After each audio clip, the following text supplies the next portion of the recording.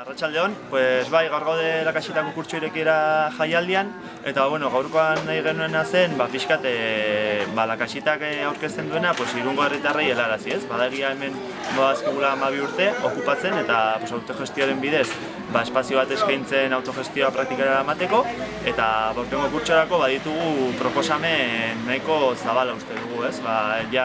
Luzera begirako ekimenak antolatu dira, hemen badago Labore, dela kontsumo arduratxorako elkarte bat, badago kooperatiba eraldatzaile azitegi bat, badago baita ere zineforuma eramango duen lantalde bat, hausnarketa kritikorako lantalde bat, gero dago Indoamerika herri elkartea, badaukan hemen montatua asesoretza bat etorkinentzako, eta pixkat guzti hori kurtsoan zehar hemen egongo dena, nahi izan dugu aurkeztu jendeari eta horretarako jaialdi formato bat egin, ez? Eta horretan gaude, orduan, lehenengo pentsatu genuen ona izango zela, gaztenentzako ekimenen bat montatzea, eta hor gaude gatz txikilitorto basatiekin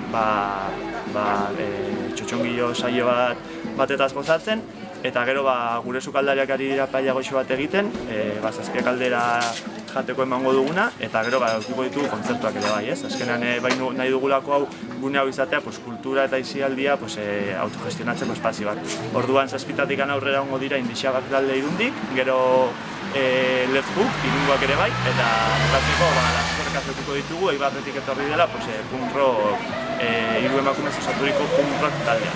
Eta besterik gabe, hau da kurtsoaren hasiera, honekin pixkat Lakasita inguruan ibiltzen garen komunitatea bildu nahi izan dugu, mendikan aurrera ere bai, jende honen sariarekin autogestian oinarritutako ekimenak antolatzeko.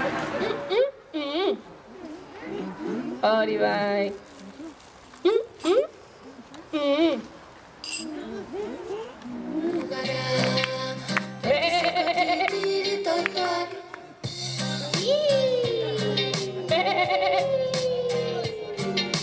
Okien antzera, pagoen borren barrenean eraikitzen ditugu gure kabiak. Bertan babesten gara neguko, txapik eta gaueko iluntasunetik.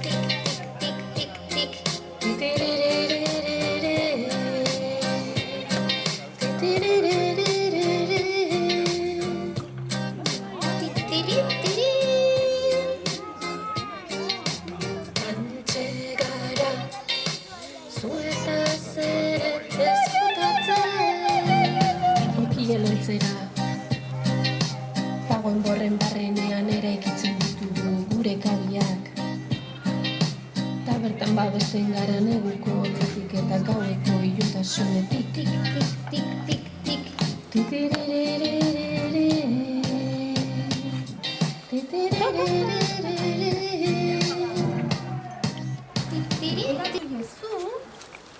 Aidei, begiratu.